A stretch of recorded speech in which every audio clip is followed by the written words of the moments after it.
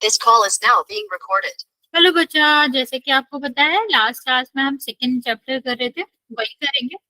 जो हमारा 2.1 है, जो कि आपके ग्राफ्स से रिलेटेड है, हम वही क्वेश्चंस करेंगे और उसी को समझेंगे कि क्या होता है, किस तरह से करना होता है। ओके, तो चलते हैं बच्चे, देखते हैं कि आपका किस तरह से आपके ग्राफ्स होते हैं, किस तरह से हमें शून्य ढूंढना होता है। ठीक है, तो बच्चा सबसे पहले बात करते हैं ग्राफ्स की। हमने लास्ट क्लास में भी पता कर लिया कि जो ग्राफ्स होते हैं वो ग्राफ पेपर पे बनाए जाते हैं। यहाँ पर आपका क्या होता है, जहां पर आपके दो एक्सेस होते हैं, एक आपका ऊर्ध्वाधर होता है, एक आपका क्षैतिज होता है।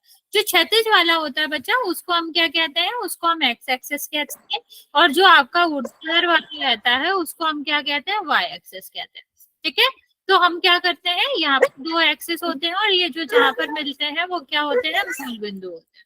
ठीक है, क्या होते हैं, मूल बिंदु होते हैं। ठीक, अगर हम इस तरफ देखें तो x के जो भी वैल्यू होती है वो धनात्मक होती है, इस तरफ देखें तो ऋणात्मक होती है। इस तरफ देखो आप, y की वैल्यू देखो तो किस में होगी, धन में होगी, प्लस में होगी, और इस तरफ देखेंगे तो ऋणात्मक होगी। तो ये हमने लास्ट क्लास में पढ़ा था, ये आज हमारे काम आएगा जब हम ग्राफ्स के बारे में पढ़ेंगे। तो इतना हमको ध्यान रखना है कि एक्स एक्सिस कौन सी है और वाई एक्सिस कितनी है, इतना तो आपको ध्यान रखना ही है, क्योंकि इसी से हमारे जो आगे वाला टॉपिक होगा वो सॉल्व होगा और उसी से हम आगे समझ पाएंगे। अब बात करते हैं बहुपद के शून्य के ज्यामिति अर्थ।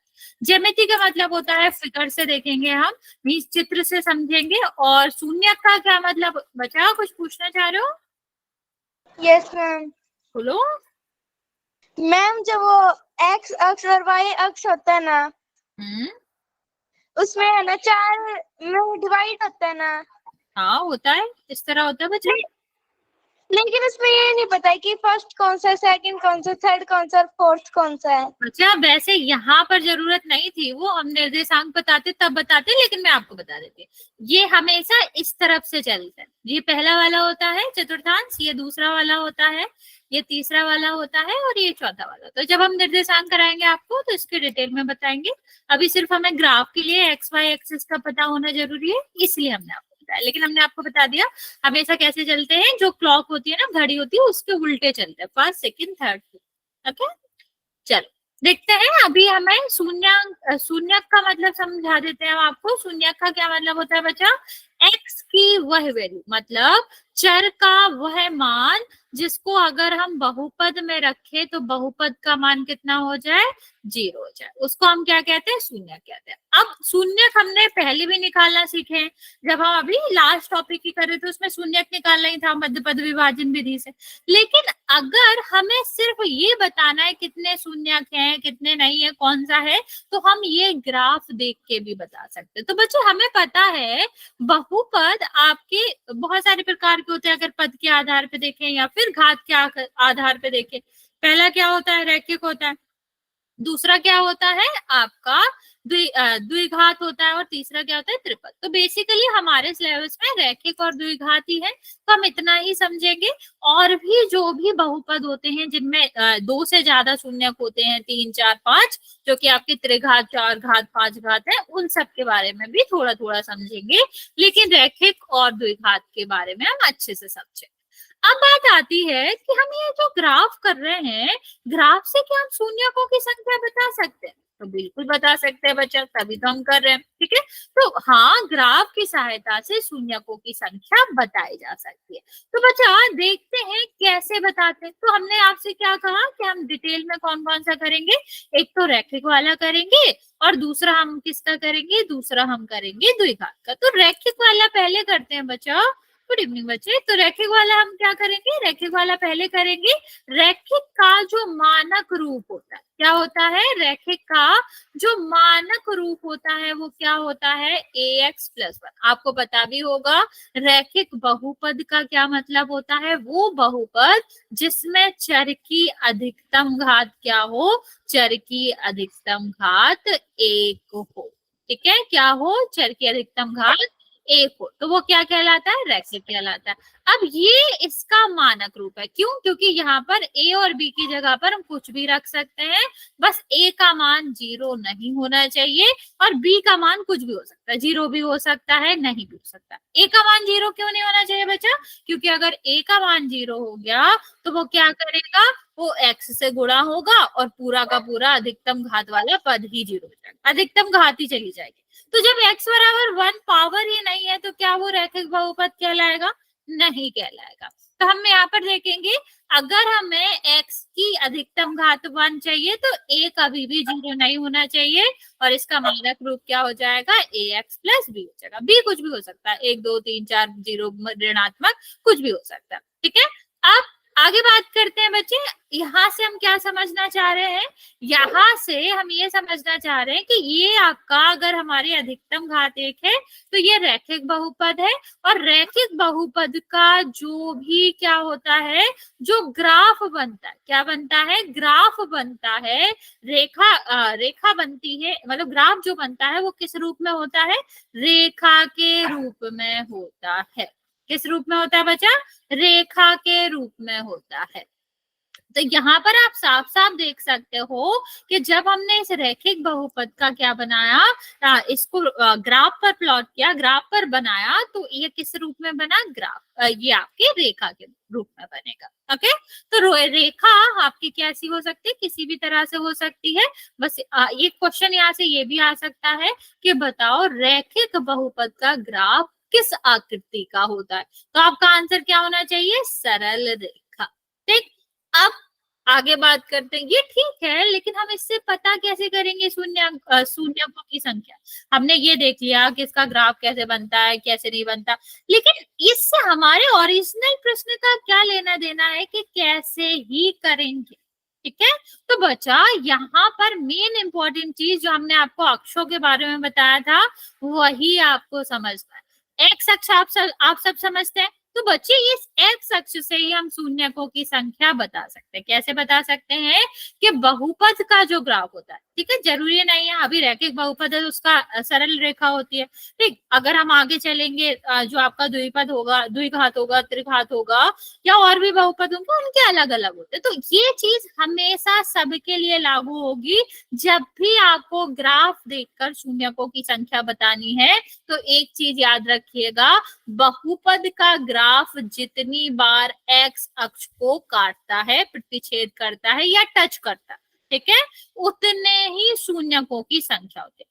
क्या आप यहाँ मुझे देख के बता सकते हो कि ये जो लाइन है, ये जो रेखा है, वो एक्स अक्ष को कितने बार टच या कट कर रही है? ओके, बाकी बच्चे क्या आप मुझे बता सकते हैं, ये जो रेखा है वो ये आपके ग्राफ जो एक्स एक्सिस को कितने बार टच कर रही है या कितने बार कट कर रही है? एक बार। ओके, वेरी गुड, बस यही हमारा आंसर है। जितने बार कट कट कर रही है, टच कर रही है, उतने ही बहुपदों की संख्या होती है। ठीक है, चलो ये 4 क्वेश्चन है, मैं आपको नंबर लिख के दे रही हूँ, जल्दी से ट्राई करेंगे और बताएंगे इनमें बहुपदों की संख्या क्या होगी। बस वही लॉजिक याद रखना है कि एक्स अक्ष को, जो आपकी जो ग्राफ रेखा है वो एक्स अक्ष को जितनी बार टच या कट करती है वो हमारा क्या होता है, उतने ही शून्यकों की संख्या होती है।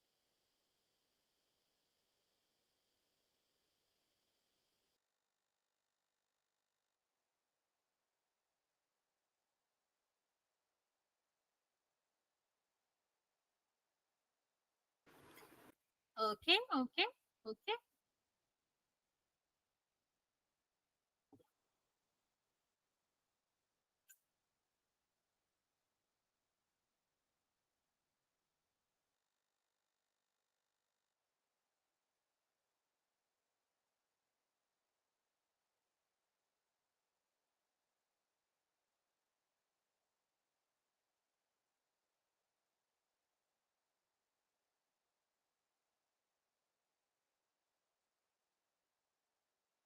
ओके, बाकी बाकी जल्दी से आंसर करो बाकी।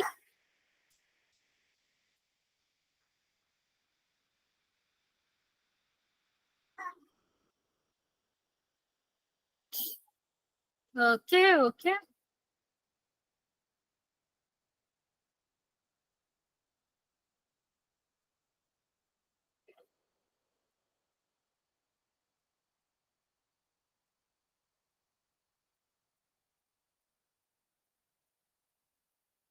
Very good. बाकी बच्चे जल्दी से आंसर करो।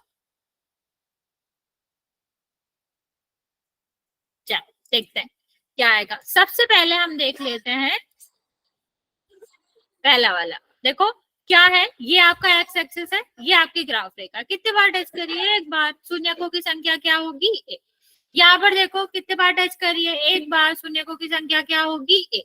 यहाँ पर देखो कितने बार एक्स एक्सिस को टच करिए? एक भी बार नहीं। शून्यकों की संख्या क्या होगी? जीरो। और यहाँ पर कितने बार टच करिए? एक बार। तो शून्यकों की संख्या क्या होगी? एक। तो बच्चे ऐसे याद नहीं रखना है आपको कि जो हमारी रेखा है तो एक ही शून्यकों का, नहीं, इससे मतलब ही नहीं है। कोई भी ग्राफ हो वो आपके कुछने भी शून्य हो सकते हैं। जैसे ग्राफ रेखा में एक भी हो सकता है, जीरो भी हो सकता है। दैट डिपेंड्स कि आपका क्या आपका कितने बार एक्स एक्सिस को टच कर रहा है, इतना सा हमको ध्यान रखना है। ओके, चलिए। अब यहाँ से हम एक चीज और ध्यान रख सकते हैं बच्चा, कि जो रैखिक बहुपद होता है ना, रैखिक बहुपद में हमने पीछे 4 क्वेश्चन देखे। 4 क्वेश्चन में हमने ये देखा कि या तो हमारा शून्य एक हो सकता है या जीरो हो सकता है। कभी भी ऐसी रेखा बनाई जा सकती है कि जो एक्स एक्सिस को 2 बार टच करे? पॉसिबल ही नहीं है, रेखा तो सीधी होती है। तो या तो एक बार टच करेगी या फिर वो टच नहीं ही करेगी। तो आप ये याद रखिएगा कि रैखिक बहुपद के जो अधिकतम शून्यक होते हैं, मीन्स सबसे ज्यादा अगर शून्यक हो सकते हैं, तो वो क्या होता है? एक हो सकता है। तो कौन कौन से शून्यक हो सकते हैं? अगर रेखा बनी हुई है, जो ग्राफ है वो रेखा में दिया गया है, तो वो एक भी शून्यक हो सकता है, उसका जीरो भी हो सकता है। इतनी बात समझ आए बच्चा? यहाँ तक किसी को कोई डाउट है? वाला आप ही समझा दो। ओके, मैंने क्या समझाया कि जो हमें शून्यक निकालना होता है, शून्यक कैसे निकालते हैं कि जितनी बार रेखा एक्स एक्सिस को टच कर रही है या कट कर रही है। बेसिकली जो ग्राफ रेखा है, जो ग्राफ है, वो एक्स एक्सिस को कितने बार टच कर रहा है, उतने ही शून्यक होंगे। लेकिन रेखा में हमने क्या देखा? रेखा आप नॉर्मली ऐसे देख लो, ये ग्राफ रेखा, ये एक्स एक्सिस है, कितने बार टच करिए? एक बार, तो शून्य एक हो जाएगा। यहाँ पर कितने बार टच करिए? एक बार, शून्य एक हो जाएगा। एक बार। यहाँ कितने बार करी? कर ही नहीं रही है। तो जब कर ही नहीं रही है तो यहाँ पर आंसर क्या हो जाएगा? यहाँ पर आंसर हो जाएगा आपका जीरो। ठीक है, तो ये याद रखना है आपको। सिर्फ और सिर्फ इतना पता रखना है कि जो आपका रैखिक बहुपद होता है उसमें आपके जो बहुपद सॉरी शून्यकों की संख्या होती है वो एक या जीरो हो सकती है। ओके, इतना क्लियर है बच्चा? नहीं, जीरो भी हो सकती है क्योंकि अधिकतम संख्या एक होती है ना बच्चा। अगर रेखा बनी है पर वो टच ही नहीं कर रही एक्स एक्सिस को, जैसे थर्ड वाला था, तो वो नहीं होगा ना उस केस में। ओके, तो अधिकतम एक होने का मतलब है कि एक से कम मतलब जीरो भी हो सकता है। चलिए क्वेश्चन करते हैं। बहुत ही आसान सा क्वेश्चन है, देख के आप लोग जल्दी से बता दोगे आंसर। यहाँ पर आपको इस ग्राफ को देख के बताना है कितने शून्यक है।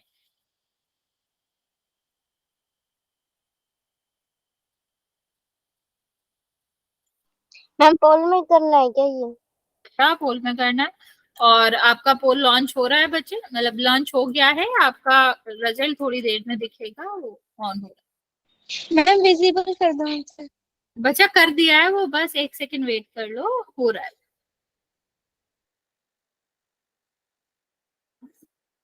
ओके, 4 बच्चों ने आंसर दिया है, सबका सही है।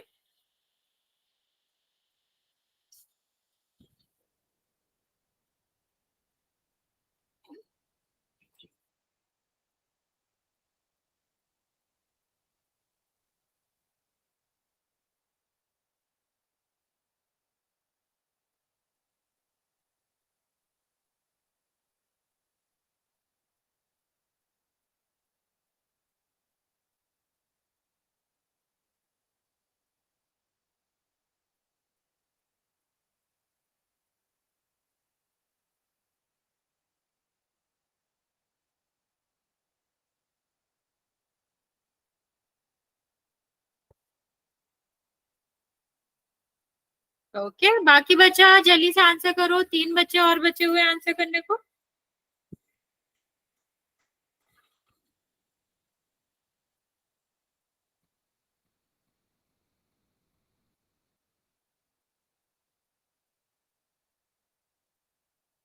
लास्ट 10 सेकेंड दे रहे हैं बच्चा, जल्दी से आंसर कर दो।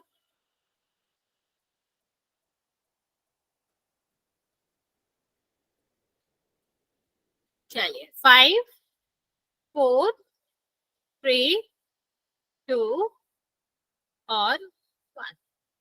वेरी गुड, 15 बच्चों ने आंसर दिया है, 15 बच्चों का भी करेक्ट है। तो आप सबको ये आंसर पता है बस कि आंसर क्या है, क्योंकि ये वाली जो ग्राफ रेखा है वो कितने बार टच करी है, एक बार टच करी है, तो आपका आंसर भी क्या हो जाएगा, यहाँ पर आंसर भी एक ही हो जाएगा। ठीक है, चलिए नेक्स्ट हम बात करते हैं। अभी हमने किसकी देखी, रैखिक बहुपद की देखी। वो अगर हम द्विघात बहुपद के शून्यकों की बात करें तो वो कितने होते हैं, कैसे हम उसको ग्राफ से समझ सकते हैं, वो हम समझेंगे। सबसे पहले बचा, क्या आप इस आकृति का नाम जानते हैं कि क्या है? नहीं भी पता है तो भी कोई दिक्कत नहीं है, ट्राई करो कि आप इसका आंसर जानते हो। अगर जानते हैं मतलब तो बता सकते हो। क्या आप इस आकृति का नाम बता सकते हो?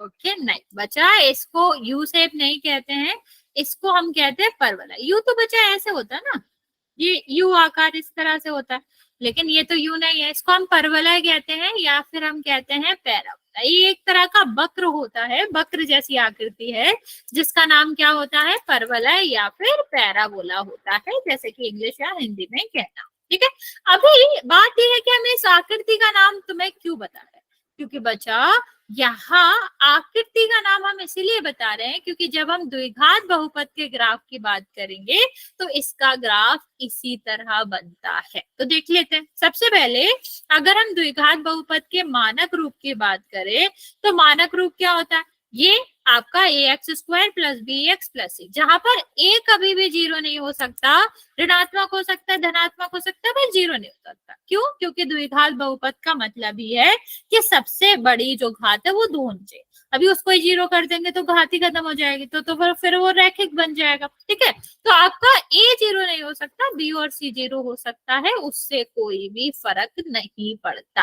ओके, अब यहाँ पर हम आपको जो आकृति बता रहे थे वही इस द्विघात समीकरण या द्विघात बहुपद कह लो उसका ग्राफ होता है। मीन्स जो आपका जो द्विघात बहुपद होगा उसका जो ग्राफ बनेगा वो परवलय बनता है। जैसे कि रैखिक में क्या बनता था, सीधी रेखा बनती थी, सरल रेखा बनती थी, यहाँ पर जो बनता है वो कैसा बनता है, परवलय बनता है, इस आकृति का बनता है। अब क्या आप मुझे यहाँ से देख के बता सकते हो कि इसके शून्य क्या होंगे? वैसे यहाँ पर लिखा ही है लेकिन वही सेम लॉजिक लगेगा जो हम पहले से करके आ रहे थे कि जितनी बार एक्स एक्सिस को कट या टच करेगा हमारा जो ग्राफ रेखा है उतने ही अधिकतम शून्यक हो सकते हैं या उतने ही शून्यक है। ठीक है, तो इस ग्राफ के शून्यक भले ही 2 हैं लेकिन द्विघात के बहुपद देखे, द्विघात बहुपद के शून्यक देखे तो अधिकतम 2 होते हैं। मीन्स 2 से कम भी हो सकता है, 1 भी हो सकता है, 0 भी हो सकता है, लेकिन 2 से ज्यादा नहीं हो सकते। ठीक है, तो अब कब हो सकते हैं 1, कब हो सकता है 0, ये हम आगे क्वेश्चंस में देखेंगे। चलिए, क्या आप इस ग्राफ की सहायता से बता सकते हो कि इसकी शून्यकों की संख्या कितनी होगी? ओके, बाकी बच्चे जल्दी से आंसर करेंगे।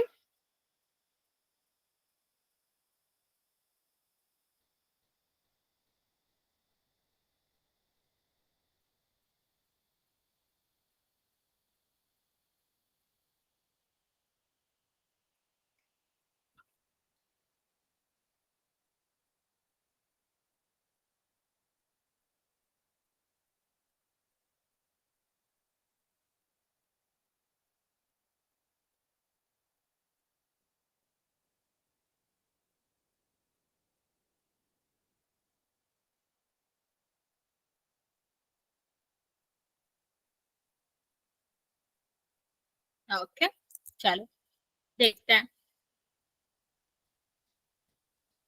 देखो, ये आपका एक्स एक्सिस है, कितने जगह टच कर रहा है, 1 और 2, तो यहाँ पर शून्यकों की संख्या क्या होगी, तो होगी, तो बस वही है। जो आपकी ग्राफ रेखा है वो कितनी जगह टच करिए, कितनी जगह कट करिए, वही आप एक्स एक्सिस को, वो आपका क्या होता है, वही शून्यकों की संख्या होता है। चलिए यहाँ पर बताइए शून्यकों की संख्या क्या होगी।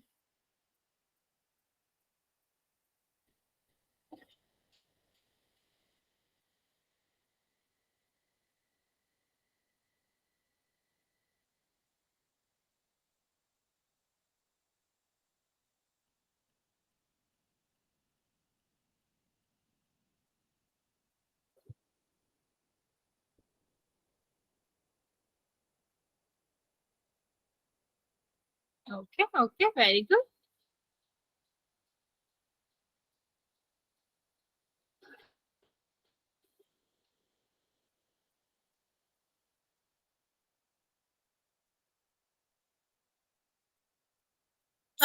तो यहाँ पर भी सीधा सा है कि आपका जो ग्राफ रेखा है वो एक्स एक्सिस को कितनी जगह पे टच है, वाई एक्सिस पे कर रही है नहीं कर रही है उससे हमें मतलब है ही नहीं बचा।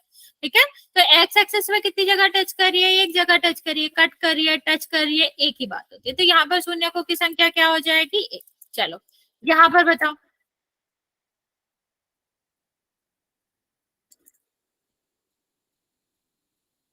Okay okay okay.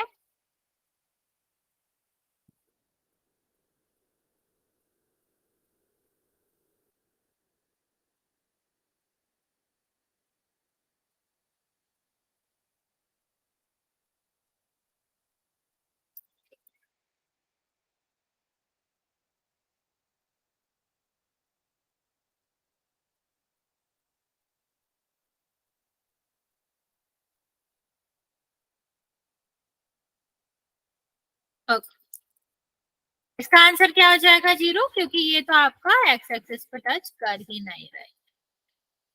अब यहाँ पर बात करते हैं, यहाँ पर क्या आंसर होगा।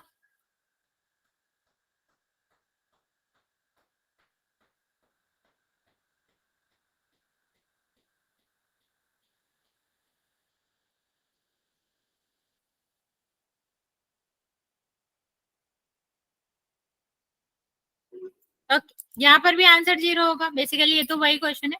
तो यहाँ से आप क्या कह सकते हो बच्चा, पहला ग्राफ आपका वाई पे कर रहा है, दूसरा वाला वाई पे टच नहीं कर रहा है, लेकिन दोनों ही केसेस में आप ये कह सकते हैं कि भले ही वाई पे टच करे ना टच करे उससे कोई मतलब नहीं है। अगर वो एक्स एक्सिस को टच नहीं कर रहा है दैट मीन्स कि उसमें आपकी क्या संख्या होगी, उसकी शून्यकों की संख्या जीरो होगी। एक्स एक्सिस से हमें मतलब है, वाई से हमें मतलब होता ही नहीं है। अब चलो यहाँ पर आंसर्स करते हैं, वन सेकेंड वन सेकेंड। यहाँ पर हम ट्राई करते हैं इसका क्वेश्चंस के आंसर कर।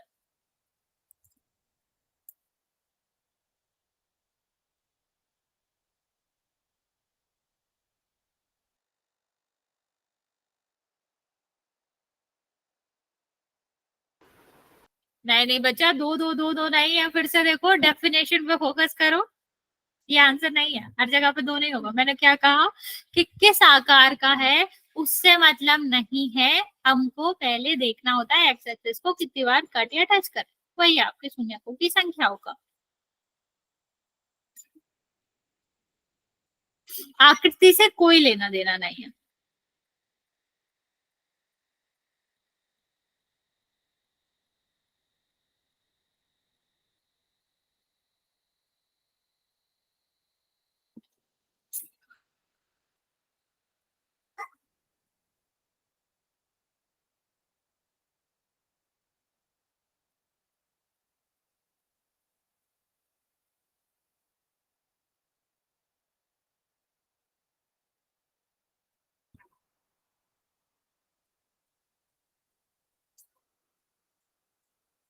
ओके,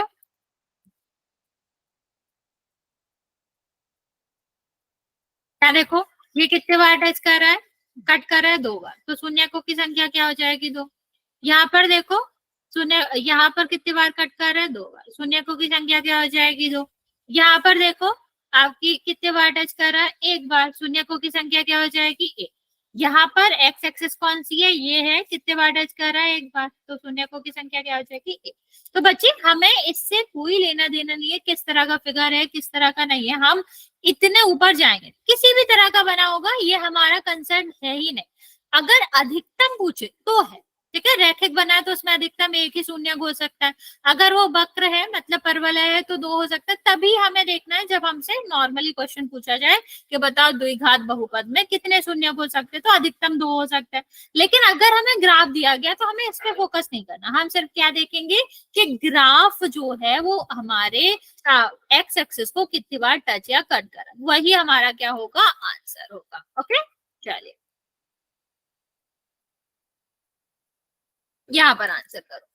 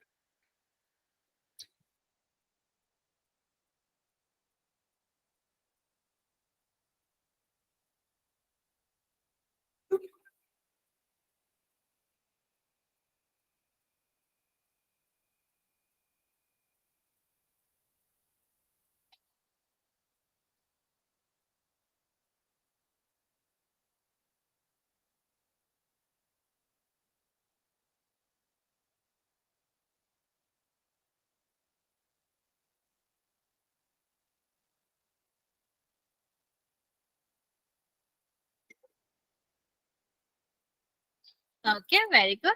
देखो यहाँ पर कितनी जगह टच कर रहा है, यहाँ पर देखो नाम भी लिखा हुआ है दो जगह, तो शून्यकों की संख्या क्या हो जाएगी, दो। यहाँ पर देखो कितनी जगह टच कर रहा है, एक जगह, शून्यकों की संख्या क्या हो जाएगी, एक। और यहाँ पर कितना आ जाएगा, जी। तो बेसिकली आप देख रहे होगे बच्चा कि फिगर एक है, ठीक है, दोनों ही में मतलब तीनों में ही जो आपके बहुपद होगा वो द्विघाती होगा, तभी तो आपका परवलय बन रहा है। लेकिन शून्यकों की संख्या अलग अलग हो सकती है, जैसे दो हो सकती है, एक हो सकती है, जीरो हो सकती है। तो आप ये याद रखेंगे कि अधिकतम जो होती है वो दो होती है, लेकिन एक और जीरो भी हो सकती है। ओके, चलो अभी यहाँ पर आंसर करो। हाँ, अधिकतम दो होती है बच्चे।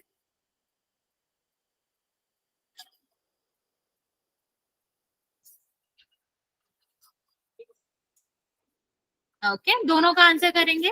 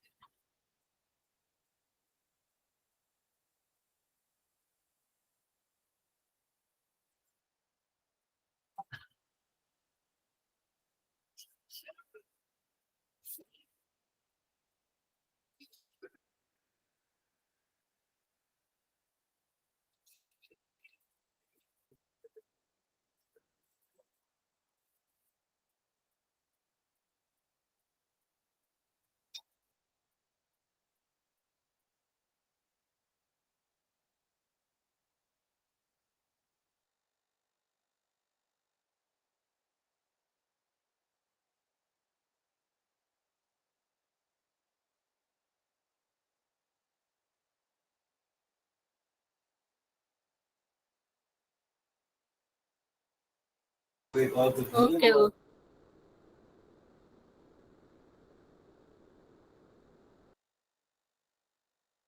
ओके बच्चा, ओके, चलो देखते हैं क्या आंसर होएगा।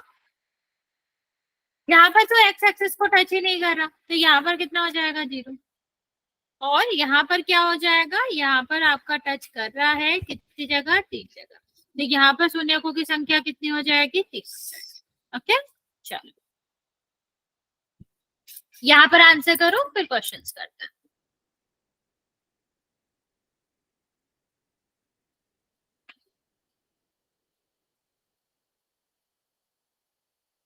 ओके,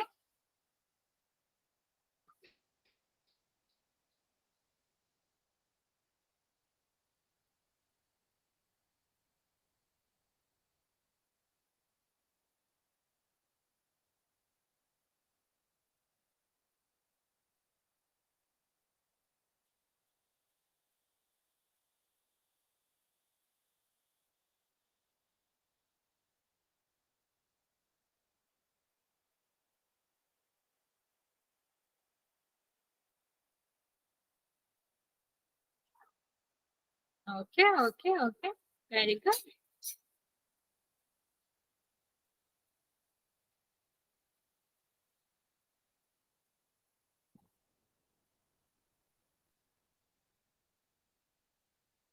ओके, चलो देखते हैं ये कितने बार टच कर रहा है, एक बार, तो आंसर क्या होगा। यहाँ पर देखो 1 2 और 3, एक्स एक्सिस को तो 3 बार कर रहा है, तो यहाँ पर कितना आ जाएगा 3। किसी को कोई डाउट है बच्चा? यहाँ तक किसी को कोई भी दिक्कत है तो पूछ सकते हो, वरना हम चलते हैं पोल में क्वेश्चन करते हैं। ओके बच्चा, ओके ओके, चलिए फिर।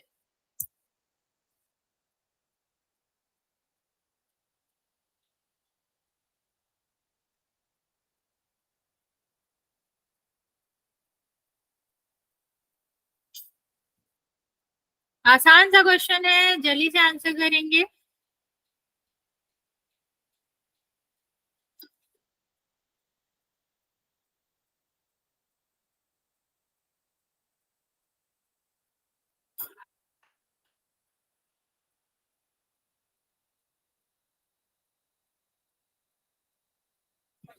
8 बच्चों ने आंसर किया है, 7 बच्चों का करेक्ट है।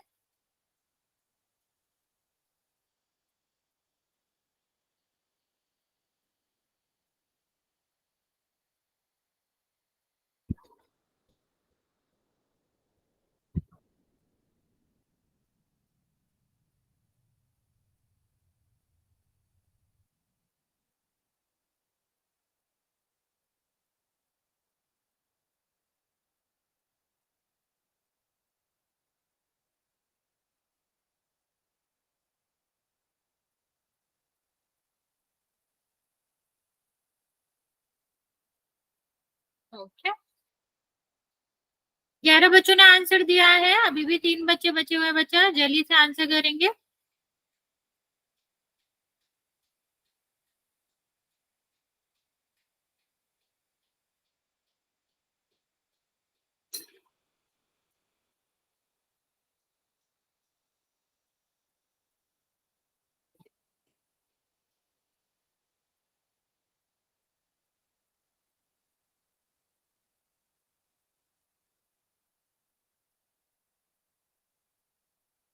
लास्ट 10 सेकेंड बचा, जिसने आंसर नहीं किया है जल्दी से कर दो, अभी भी 2 बच्चे बचे हुए आंसर करने को।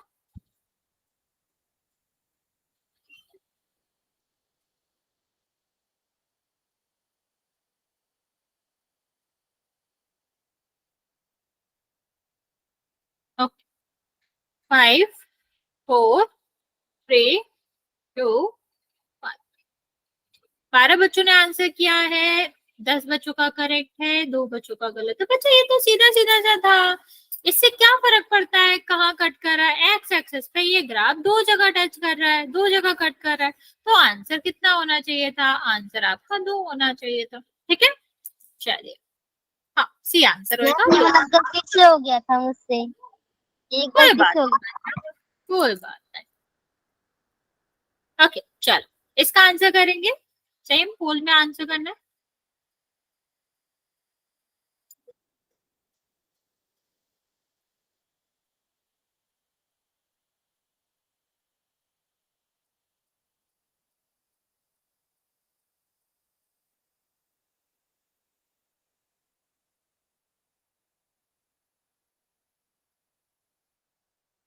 Okay, very good. 8 बच्चों ने आंसर दिया है, सबका करेक्ट है।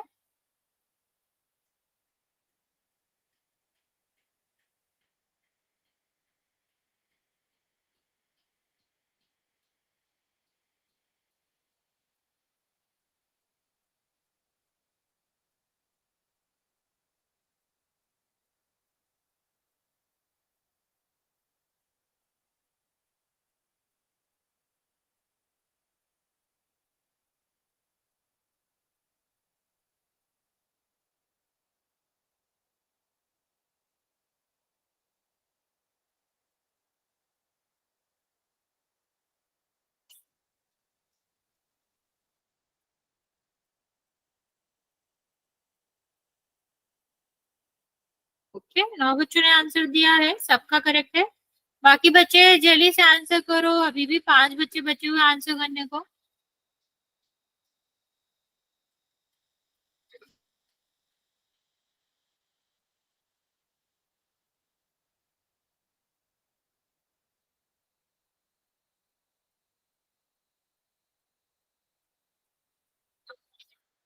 लास्ट 20 सेकेंड बचे। मैम कितने दिनों का सही है? सबका सही है बच्चा।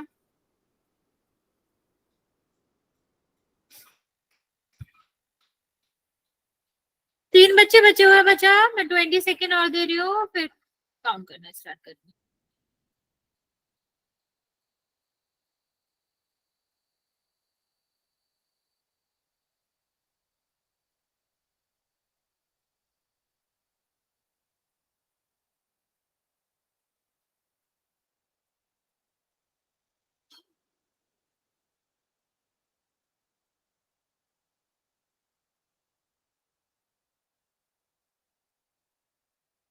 ओके, काउंट करना स्टार्ट कर रही हूँ मैं बच्चा। जो दो बच्चों ने आंसर नहीं किया है वो कर दे। 5, 4, 3, 2 और 1।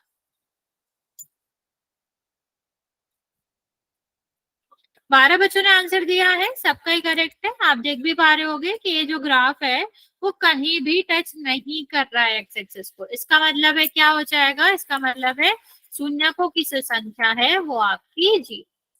ओके, नेक्स्ट क्वेश्चन करते हैं बच्चों।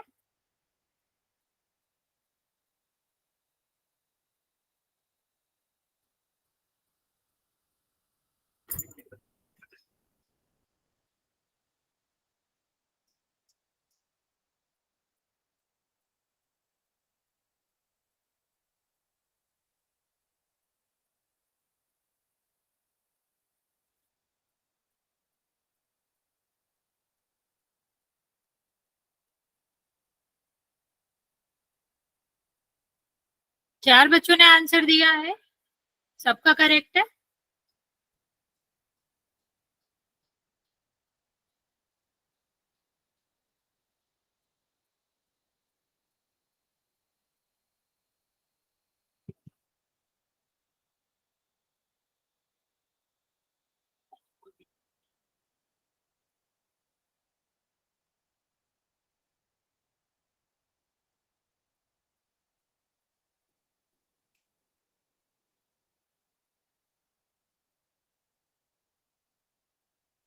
9 बच्चों ने आंसर किया है, 8 बच्चों का करेक्ट है। बाकी बच्चे जल्दी से आंसर कर देंगे।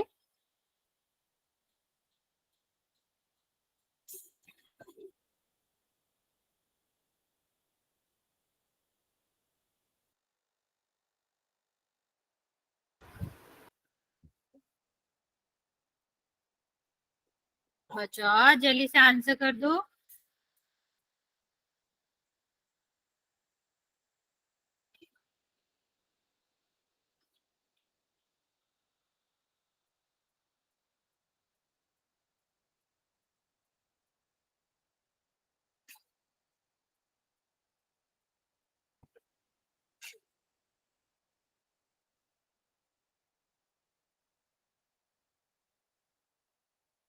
30 सेकेंड और दे रही हूँ मैं, बच्चे जल्दी से आंसर कर दो, अभी भी काफी बच्चे बचे हुए हैं आंसर करने को।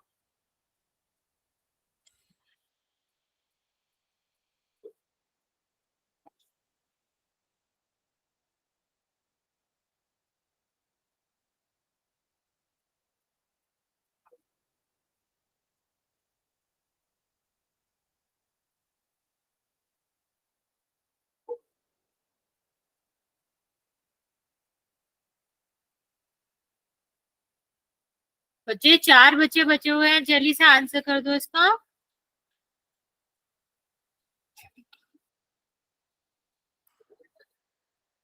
20 सेकेंड और दे रही हूँ मैं बच्चे, जिसने नहीं किया है कर दो जल्दी से आंसर और फिर मैं काउंट करना स्टार्ट।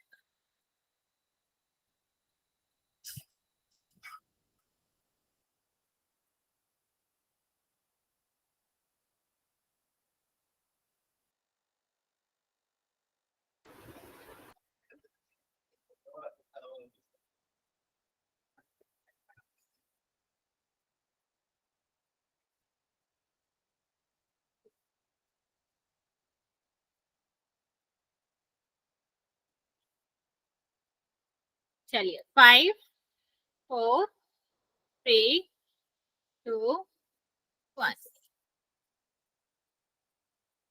11 बच्चों ने आंसर दिया है, 10 बच्चों का करेक्ट है, बाकी बच्चों का रॉन्ग है। देखते हैं इसका आंसर क्या। ये देखो, ये क्या टच कर रहा है ना, एक पॉइंट पे टच कर रहा है, ठीक है। तो इसका शून्य क्या होगा, एक ही शून्य होगा। ओके, जो कि आप लोगों ने आंसर दिया। चलिए इसका आंसर करेंगे।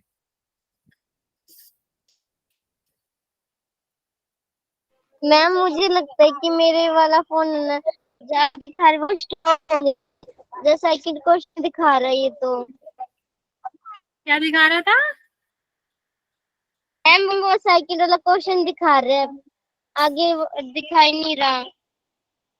ओह, मैंने तो अच्छा, ये तो फोर्थ वाला क्वेश्चन है, इसमें मतलब ऐसे से टेढ़ा टेढ़ा ग्राफ बना हुआ है। एक मैम बार आप आपका रिफाइन कर लो। Okay ma'am.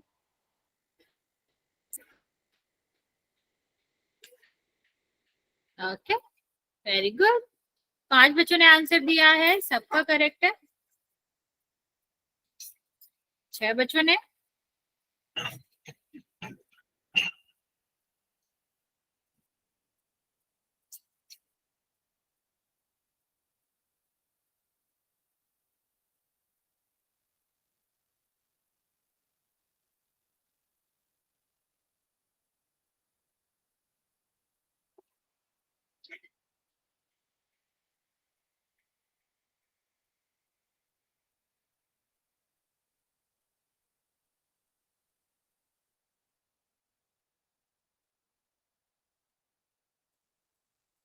नौ बच्चों ने आंसर किया है, सबका करेक्ट है, बाकी बच्चे जल्दी से आंसर कर देंगे।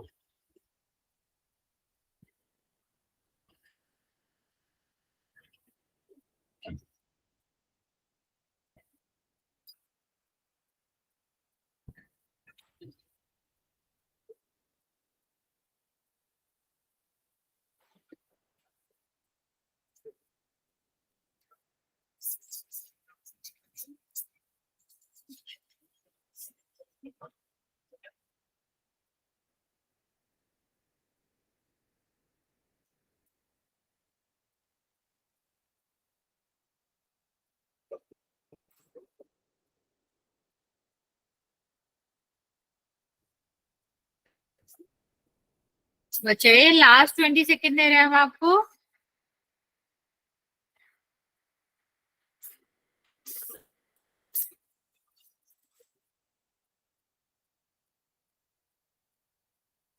फाइव 4 3 2 और 1। 10 बच्चों ने आंसर किया है, सबका आंसर करेक्ट है। 4 बच्चों ने आंसर नहीं किया। बच्चे आप आंसर नहीं करोगे तो मुझे कैसे समझ आएगा कि आपको समझ आया है कि नहीं आया। देखो, इसमें तो सीधा सीधा से था, ये आपका 1 और ये आपका कितना 2 और ये आपका कितना 3 और ये कितना आपका 4, ठीक है। तो कुल मिलाकर 4 पॉइंट पर ये जो ग्राफ है वो एक्स एक्सिस को कट कर रहा है। तो आपका आंसर कितना हो जाएगा, यहाँ पर कितने शून्य हो जाएंगे, 4 शून्य, ठीक है। अब यहाँ आपने एक चीज नोट करी होगी बच्चा, ये तो चलो ठीक है कि शून्य कैसे निकालते हैं, ग्राफ आपका होता है कितनी जगह टच कर रहा है, इस तरह से हम निकालते हैं। लेकिन अगर हम मेनली देखें यहाँ पर, अगर आपको ग्राफ ही नहीं दिया गया, मैं सिर्फ ऐसे बोलूं कि आपका 1, सिर्फ और सिर्फ मैंने ऐसे कहा कि बताओ द्विघात बहुपद का शून्य कितने होंगे, ठीक है। या फिर मैंने कहा बताओ रैखिक का कितना होगा, त्रिघात का कितना होगा, चार घात वाले बहुपद का कितना होगा। तो क्या हम ऐसे शून्य बता सकते हैं? तो बच्चे हाँ बिल्कुल बता सकते हैं कि उस दिए गए बहुपद के शून्य कितने, ठीक है। कैसे बता सकते हैं, वो आपका होता है बहुपद की घात से रिलेटेड। बहुपद की घात का क्या मतलब है? बहुपद की घात का मतलब होता है बच्चा, जो आपके बहुपद की सबसे बड़ी घात होगी उसको हम क्या कहते हैं, बहुपद की घात कहते हैं। जैसे अगर मैं ax² plus bx plus c लिखूं, यहाँ पर चर की घातें क्या क्या है, 2 है, 1 है, 0, ठीक है। तो यहाँ पर जो सबसे बड़ी चर की घात होती है, जो कि आपकी 2 है, वही आपकी क्या कहलाएगी, बहुपद की घात कहलाएगी। तो यहाँ पर जो द्विघात बहुपद है उसकी घात कितनी हो जाएगी, उसके बहुपद की घात 2 हो जाएगी। ठीक है। सेम अगर मैं बात करूं यहाँ पर त्रिघात बहुपद की, तो यहाँ पर आपकी बहुपद की घात क्या हो जाएगी बच्चा, बताओ जल्दी से बताओ, यहाँ पर आपकी बहुपद की घात कितनी होगी।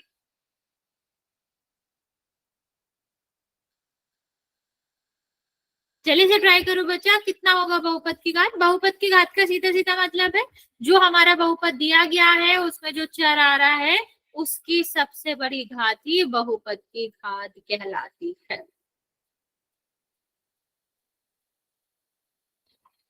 मैम स्क्रीन नहीं आ रही। बच्चा मेरे साइड से तो ठीक है, बाकी बच्चे आंसर भी दे रहे हो सकता है आपका नेट ठीक नहीं चल रहा हो बच्चा। बाकी सबको स्क्रीन दिख रही है ना। हाँ बच्चा दिख रही है, मीन्स मेरे साइड से तो ठीक है बच्चा, आप एक बार चेक कर लो। ठीक है। यहाँ पर आप क्या कह सकते हैं कि हमारा जो बहुपद है उसकी घात उसमें चर की घात 2 है, 3 है, 1 है, 0 है, लेकिन सबसे बड़ी घात क्या है 3। तो जो बहुपद की सबसे बड़ी घात होती है जिसको हम अधिकतम घात बोलते हैं वही ही बहुपद की घात कहलाती है। और बच्चा इसी से रिलेटेड हम क्या है, हम शून्यकों की अधिकतम संख्या बता सकते हैं। कैसे बता सकते हैं, अगर हम रैखिक की बात करें बच्चे, रैखिक बहुपद क्या होता है ए एक्स प्लस बी, ये हमारा मानक रूप होता है एक्स प्लस बी का। अब यहाँ पर x की सबसे बड़ी घात क्या है, 1 है, और x की सबसे बड़ी घात ही क्या कहलाएगी बच्चा, बहुपद की घात कहलाएगी। सेम अगर हम द्विघात बहुपद की बात करें तो द्विघात बहुपद का मानक रूप क्या होता है, A X square plus B X plus C X plus D, sorry ज्यादा एक्स्ट्रा लिख दिया मैंने। ठीक है। तो ये आपका ए एक्स स्क्वायर और बी एक्स प्लस सी। तो यहाँ पर कौन सी घात है चर की, 2 1 0, और सबसे बड़ी घात क्या है 2, तो बहुपद की घात क्या हो जाएगी 2 हो जाएगी। सेम अगर हम त्रिघात बहुपद के लिए देखें तो सबसे बड़ी घात क्या है, सबसे बड़ी घात त्रिघात में 3 होती है। मानक रूप क्या होता है इसका A X cube plus B X plus C X plus D. ठीक है, ये स्क्वायर होता है। तो यहाँ पर सबसे बड़ी घात क्या है चर की, एक्स 3 है, तो यहाँ पर बहुपद की घात क्या हो जाएगी 3। बच्चे रैखिक बहुपद में हमने यही देखा कि शून्यकों की अधिकतम संख्या क्या हो सकती है, 1 हो सकती है। और बच्चे कभी भी कंफ्यूज नहीं होना है कि अधिकतम से क्या मतलब है। अधिकतम का मतलब है बच्चा 1 भी हो सकती है और 0 भी हो सकती है। तो शून्यकों की संख्या रैखिक में 1 और 0 हो सकती है। द्विघात में भी वैसे ही कह सकते हैं, 2 हो सकती है, 1 हो सकती है, 0 हो सकती है, क्योंकि अधिकतम 2 है ना बच्चा, उससे कम तो हो सकती है। सेम अगर त्रिघात की बात करें तो आपका क्या हो सकता है, 3 हो सकता है, 2 हो सकता है, 1 हो सकता है, 0 हो सकता है, क्योंकि अधिकतम 3 है। तो इसका मतलब है बाकी इससे जो भी कम होगी वो भी हो सकता है। तो बच्चा यहाँ इस कंडीशन को देख के हमें क्या समझ आ रहा है कि जो बहुपद की जो शून्यकों की अधिकतम संख्या होती है वो कहीं ना कहीं बहुपद की घात से रिलेटेड होती है। तो हम क्या कह सकते हैं, बहुपद की अधिकतम शून्यकों की संख्या बहुपद के घात के बराबर होती है। ठीक है। तो जो बहुपद की घात होगी, जो उस बहुपद में चर की अधिकतम घात होगी वही हमारी क्या कहलाएगी, वही हमारे बहुपद की अधिकतम, उस बहुपद में अधिकतम शून्यकों की संख्या हो गया। ठीक है। तो हमें सिर्फ इतना देखना है कि उस बहुपद में कितना सबसे बड़ी घात क्या है, उतने ही अधिकतम शून्यक हो सकते हैं। जैसे अगर मान लो हमने ए एन दे रखा है, ठीक है, मतलब एन घात वाला कोई भी बहुपद है, उस बहुपद की घात जो है वो एन है, तो उसमें अधिकतम एन शून्यकों की संख्या होगी। ओके, तो अधिकतम घात ही अधिकतम शून्यकों की संख्या के बराबर होती है। चलो अभी मैं एक क्वेश्चन देती हूँ, उसका आंसर। आगे लिखा है 5x की पावर 20 प्लस 11x की पावर 11, और यहाँ पे लिखा है 5। क्या आप इसमें शून्यकों की संख्या बता सकते हो या अधिकतम शून्यकों की संख्या बता सकते हो?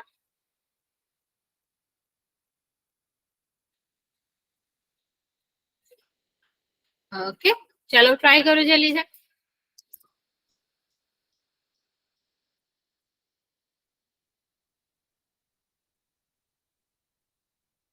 हाँ वेरी गुड। तो आप क्या कह सकते हो, यहाँ पर जो शून्यकों की घात होती है उसका मतलब है बहुपद की घात। तो बहुपद में सबसे बड़ी घात ही बहुपद की घात कहलाती है ना बच्चा। तो ये कितना हो जाएगा 20। तो इसीलिए 20 आपका क्या हो गया, अधिकतम शून्यकों की संख्या हो। ओके, चलिए नेक्स्ट टॉपिक की बात करते हैं बच्चा। यहाँ पर किसी को कोई दिक्कत है, कुछ पूछना चाह रहे हो? बस अगले टॉपिक हम समझा देंगे है क्या, छोटी सी चीज बतानी है, फिर मेन टॉपिक हम कल ही करेंगे। लास्ट टॉपिक बचा हुआ है हमारा, तो नेक्स्ट क्लास में हम उसको करेंगे। बस इसमें 2-3 चीजें हैं जो आपको पता होनी चाहिए। है क्या ये टॉपिक?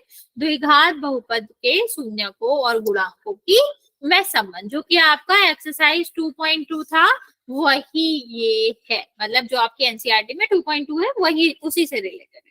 लेकिन हम आपको 2 शब्दों का अर्थ समझा देते हैं पहले, फिर इसके बारे में समझेंगे। पहला आपका क्या है, गुणांक, और दूसरा आपका क्या है, शून्य। शून्य का मतलब तो हमें अभी तक समझ आ चुका है कि एक्स का, या फिर एक्स का मतलब है चर का, नहीं आया समझ में?